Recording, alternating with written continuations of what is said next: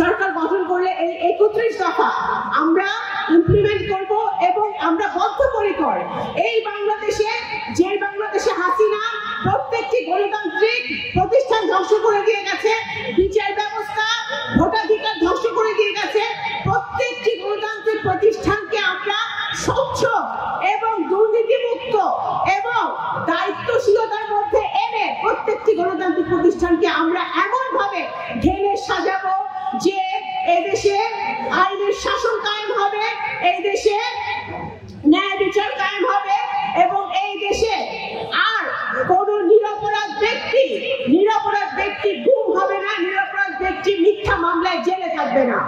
আজকে আমাদের এখনো কিন্তু আমাদের নারীরা নিরাপদ নয়। কেন নিরাপদ নয়? এখনো আমরা দেখছি বিভিন্ন জায়গায়, বিভিন্ন জেলায়, বিভিন্ন উপজেলায়, ইভেন আমাদের ঢাকা শহরেও বিভিন্ন জায়গায় নারীরা অত্যাচারিত হচ্ছে, নির্যাতিত হচ্ছে, কারণ আইনের শাসন নাই। চুরি হচ্ছে, ডাকাতি হচ্ছে, আমাদের সরকার কিছু করতে পারছে না, অন্তর্বর্তীকালীন সরকার। সুতরাং আমরা মনে করি একটি গভীর ষড়যন্ত্র এখনো চলছে। এই গভীর ষড়যন্ত্র থেকে যদি উত্তরণ করতে হয় তাহলে যা সংস্কার প্রয়োজন সেই সংস্কার করে যত তাড়াতাড়ি সম্ভব একটি সুষ্ঠু এবং নিরপেক্ষ ভোটের ব্যবস্থা করতে হবে।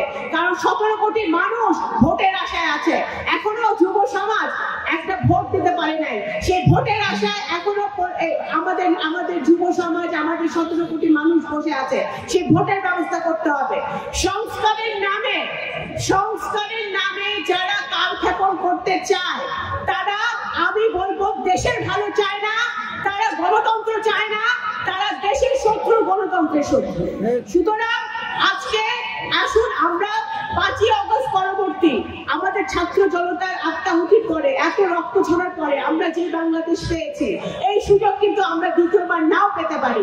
এই সুযোগ আমাদের কাজে লাগাতে হবে।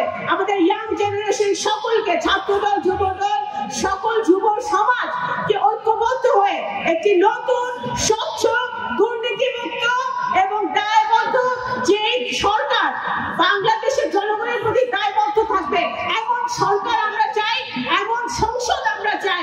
এবং সেই সরকার তখনই আসবে যখন এদেশে একটি নিরপেক্ষ, সুষ্ঠু ভোট হবে, যে ভোটে আমাদের দেশের নাগরিক যাকে ইচ্ছে তাকে ভোট দিয়ে নির্বাচিত করতে পারবে।